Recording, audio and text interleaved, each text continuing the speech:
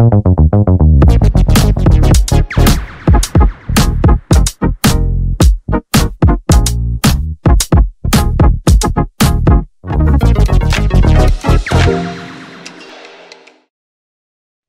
team is attempting to manipulate the narrative once more, but we are not easily deceived.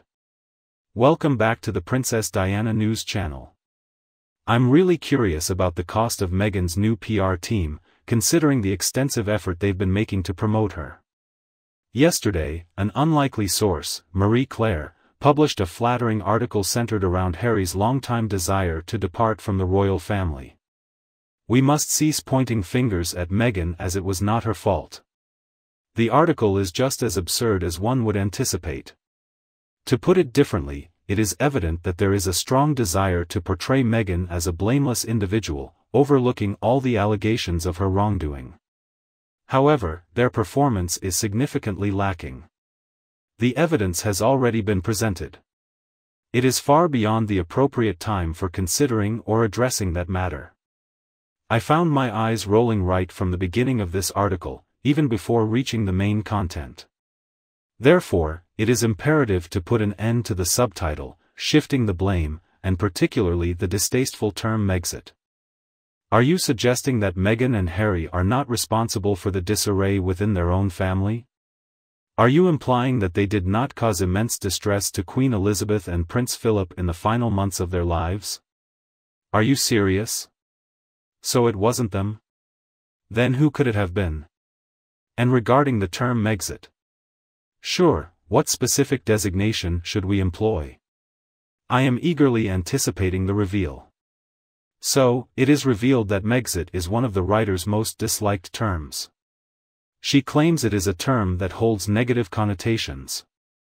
Okay, based on my previous knowledge, it was simply a phrase used to describe the situation. However, I am interested to hear her rationale behind the negative connotations it carries. However, she brings to our attention that the statement is derogatory as it solely assigns fault to Meghan. I'm still uncertain about the issue at hand, to be honest.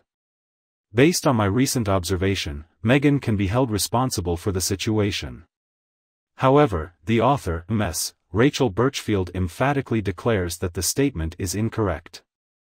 According to her, Harry's discontent within the royal family existed well before his encounter with Meghan in 2016, and certainly before their marriage. She asserts that Megxit, in her words, represents society's inclination to assign blame to women for the issue. Well, what if the issue lies with the woman? How are we expected to handle that situation? Should we unjustly shift blame onto someone else? Okay, so she mentions an article from the Mirror. I distinctly recall the article she is referring to. According to the Mirror, it was stated that Harry had a strong desire to pursue his own path. Indeed, it is correct, however, he persisted in pursuing his own aspirations within the context of the royal family, from what I could gather. One particularly noteworthy section of the article that caught my attention is when the author quotes a royal correspondent, which I personally find to be quite delightful. Can you believe it? Scooby-Doo is actually the royal correspondent. Omitsabo, scabies. She claims that there were already arrangements to divide the household at Kensington Palace prior to Meghan's involvement, as confirmed by Omid Scobie and palace aides. Oh, okay, so the case is now considered closed. If Scooby-Doo asserts something, it is imperative to trust his statement. He doesn't have a significant track record of publishing falsehoods or anything of that nature. Scooby-Doo had additional thoughts to convey. Smartly paraphrased, in regards to Kensington Palace, he expressed that even before Meghan was involved, there were people who were aware that when Prince Harry got married and was no longer seen as an accessory, he would lead his own life with his partner and have their own household, including their own staff.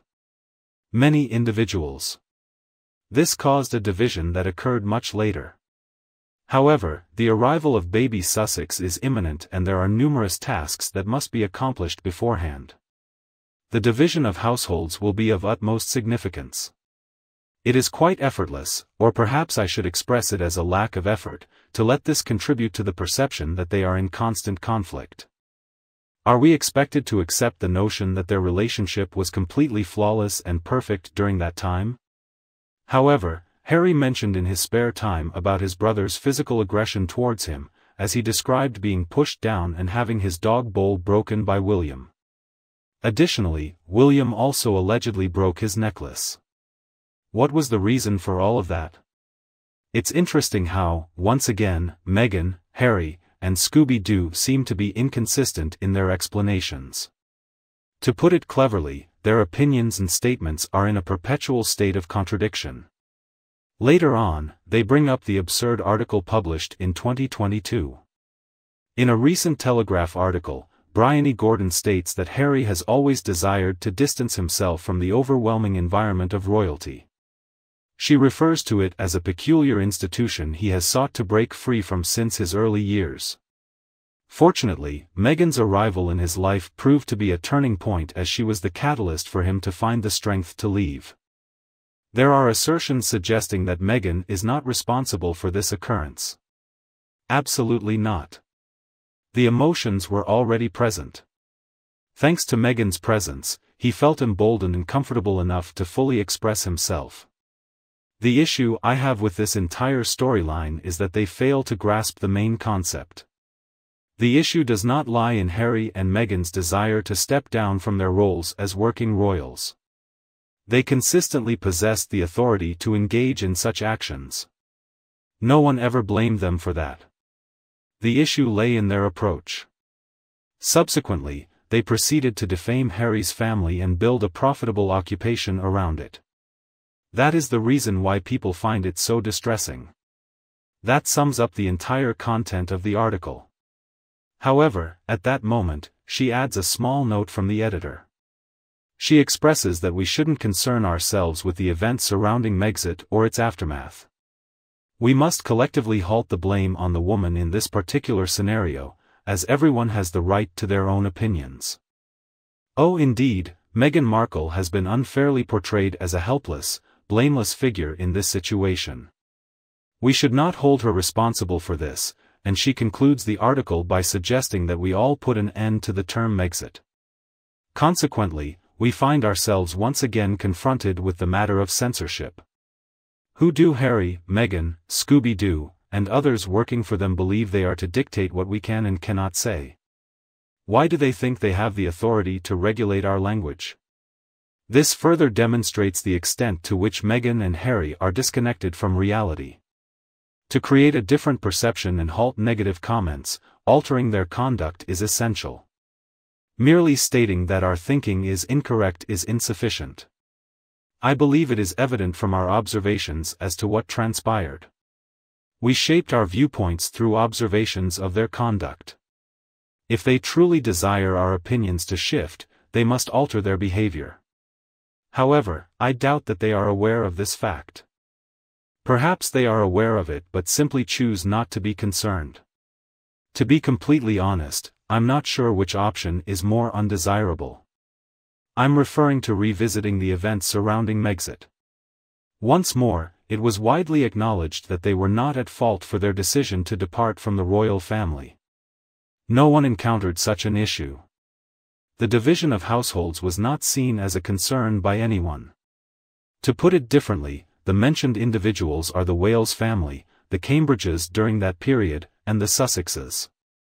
Therefore, it is simply unfounded for them to assert that people were greatly distressed by the division of the household.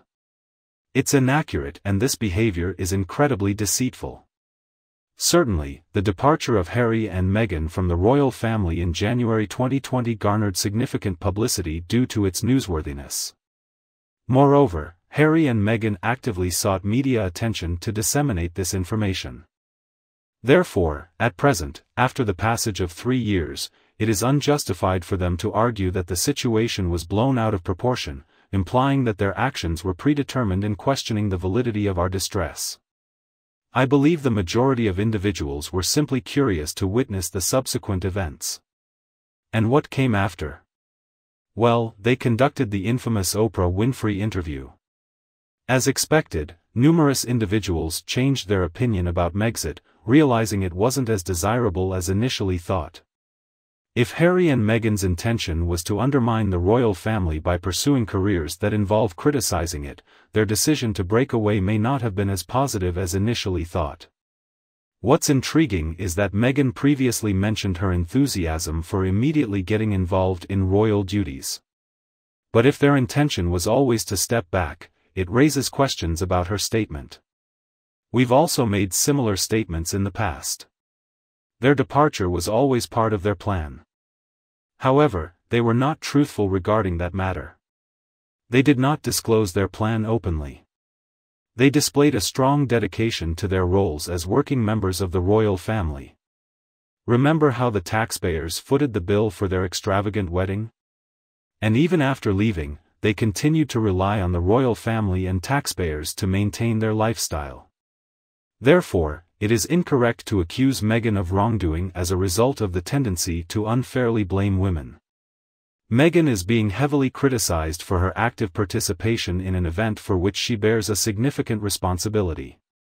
Was she the sole motivation for their departure? Absolutely not. Harry also had a significant role in it. However, that is commonly known and acknowledged. No one is making the claim that Meghan was solely responsible for this. I am aware that we will encounter more puff pieces in the future, but the frequency at which we come across them is becoming absurd, don't you think?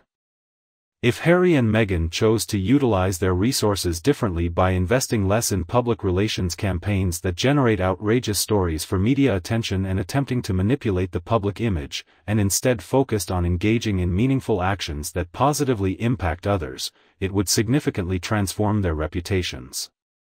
However, this requires putting in effort, which, as we have observed, is much more challenging compared to simply hiring someone to write promotional pieces. And what are your thoughts on these biased articles attempting to distort the facts? I would appreciate it if you could share your opinion in the comments below. Before you depart, make sure to show your support by giving our video a thumbs up and sharing it with those who could benefit. Additionally, remember to click the subscribe button in order to receive further videos from Princess Diana News team. We sincerely appreciate your support and hope you have a wonderful day. Until next time, we look forward to seeing you in our upcoming videos.